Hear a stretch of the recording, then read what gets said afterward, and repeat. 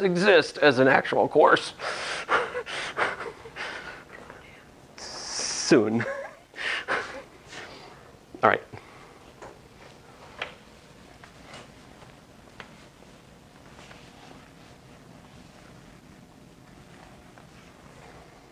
So now I'm going to be greedier. Suppose, let's talk about nth roots of complex numbers.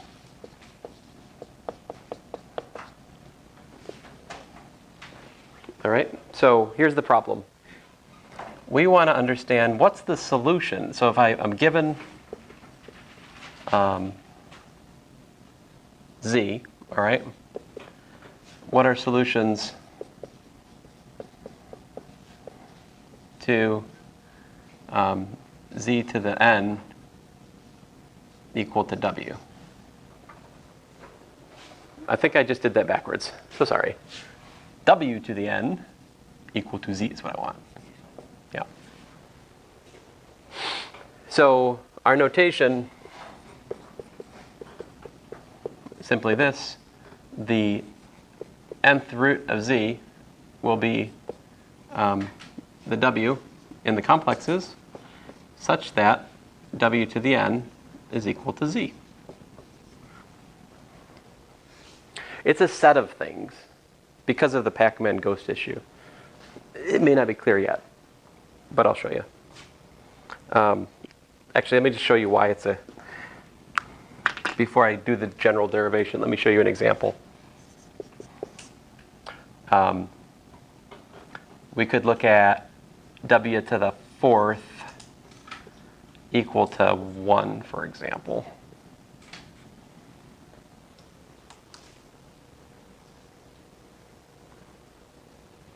So we can just eyeball it, right? So like, of course, 1 to the fourth is equal to 1. Can you tell me anything else to the fourth power is equal to 1? I'll do the easy one. Minus 1 to the fourth equals to 1. You guys give me the more complicated things. Use your imagination. I to the fourth. What's that? I to the fourth, right, is I squared squared, right? Which is minus 1 squared, also known as 1. Very good. And while we're at it, since you guys did that, I'll do this. Also 1, right? Those are the only, there cannot be more solutions. If there were more solutions, you could look at the polynomial w to the fourth minus 1, and by the factor theorem, get a higher order polynomial, which is impossible. So once you've found 4 solutions that are distinct, game over, you're done. That's the solution set. Has to be. So because of our guessing, 1 to the 1/4, in other words, the fourth roots of unity, are 1, minus 1, I, and minus I. Now, of course, you could write that as 1, I squared, I cubed. That's no accident, because this I is nothing more than omega sub 4, which is exponential of 2 pi I over 4.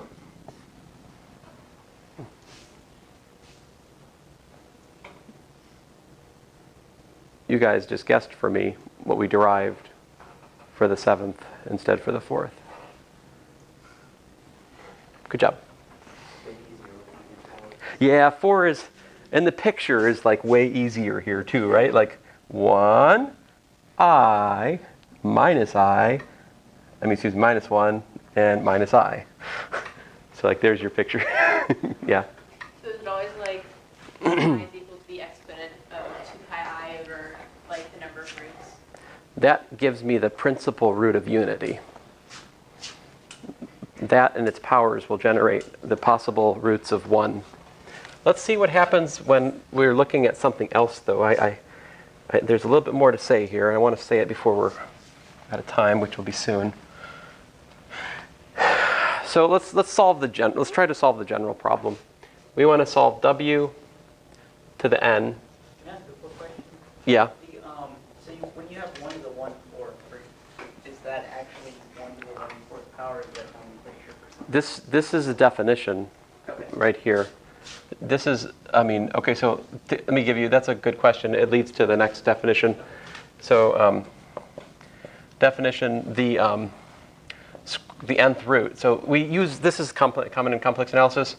We use a different, this means something that and that are different. We have to distinguish them. This is actually a specific thing, whereas that's a set of values.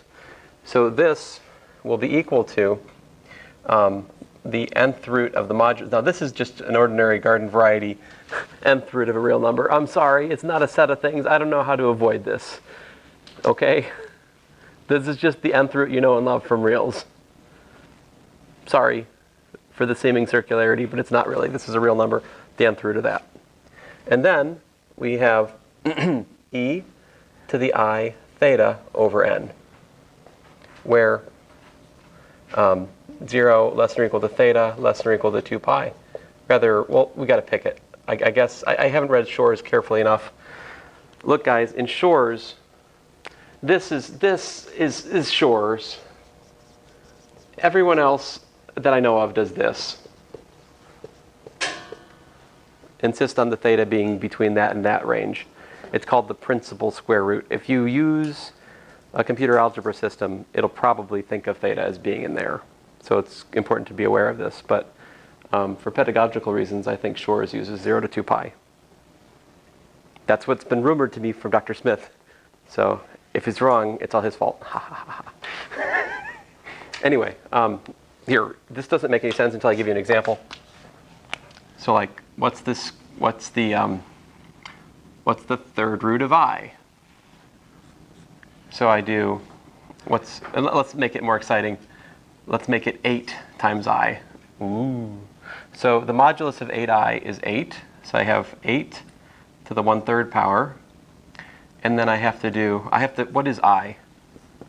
It's e to the I pi over 2.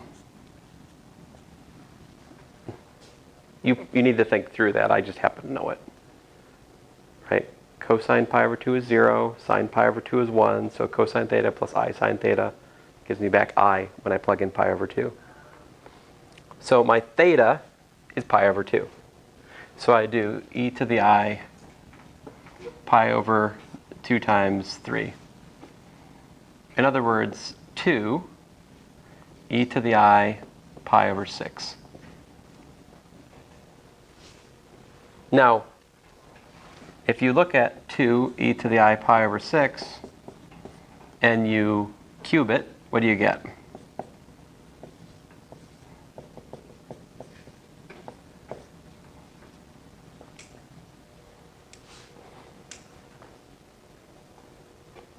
This gives us what? 8 e to the I pi over 2, which is what?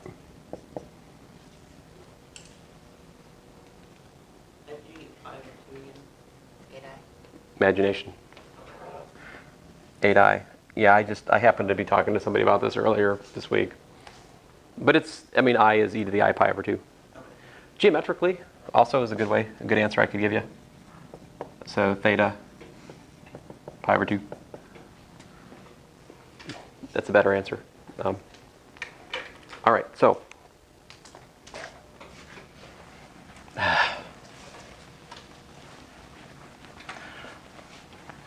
Please humor me, I just need a couple of more minutes. So the point is, you can easily show that the nth root of z, right, raised to the n power, gives you back z again. So the nth root of z is an element of z to the 1 over n, right? It's one of the solutions. It's in there. The question is what's else in there and how do we find it? So let's solve it. W to the n, we're just going to use all the things we developed today. One final calculation and we'll have it. So w to the n equals z. So what we do is we use a polar form for w. So we let w, see modulus of w, e to the I beta. That's raised to the n power. That's equal to the modulus of z, e to the I theta. And we're going to let theta either be Shor's choice of theta, or we could think about it being the more standard choice of minus pi to pi. So then what? then we use algebra. This gives us the modulus of w to the n, right? E to the I n beta equals modulus of z e to the I theta. It's important, at this point, it's very convenient to think of this as a vector equation. So as a vector equation, we can read two things: magnitude, right? Direction. The magnitude is the modulus. So if you have two vectors are equal in 2 dimensions, right? They have to have matching magnitude and they have to have matching direction. So we get that the modulus of w to the n is the modulus of z. And that's easy to solve. Therefore, the modulus of w is the modulus of z to the 1 over n power. Just real stuff here. Direction. Well, that gives us something a little more interesting. That gives us e to the I n beta equals e to the I theta. This was easier for us before because our theta was 0. Now we have to think about it a little bit more. Okay, so we know how to solve this. This says that n beta is equal to theta plus 2 pi k.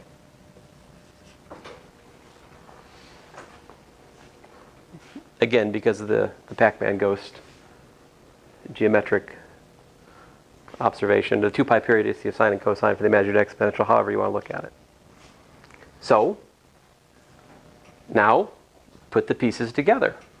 Beta, then, is equal to theta plus 2 pi k divided by n.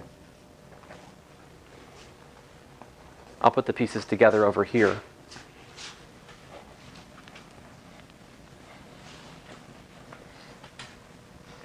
What do we got? We've got that w equals to what? It's the modulus of z to the 1 over n power, and then the exponential of what? I beta, right? But what is I beta? I beta is I times, what is it? Theta plus 2 pi k over n. Let's see, let's clean this up. We can do better. This is the modulus of z, 1 over n, exponential of I theta over n times the exponential of 2 pi I over n to the k power.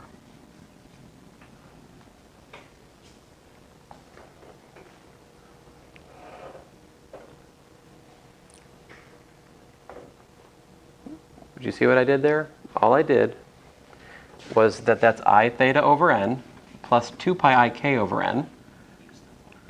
So that broke it up into the product of the exponentials. Then I use de Moivre's theorem to get e to the 2 pi I over n to the k. But what is this?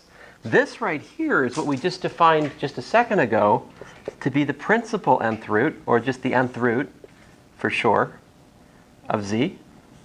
Yeah? And this guy is omega sub n to the k power. So what this says is that the nth roots of z look like the following. The principal nth root, or Shor's nth root if you like, and then the nth root times omega sub n, and then the nth root times omega sub n squared, and so forth and so on until you get to the nth root of z times omega sub n to the n minus 1. And those are your n solutions. So with this in mind, we could easily do something like factor, say, z to the n minus 3 plus 7i. Well, let's not make it n, let's make it 10. Right? You could easily factor this using that. You just solve, just solve z to the 10th equals to 3 minus 7i using the result we just derived.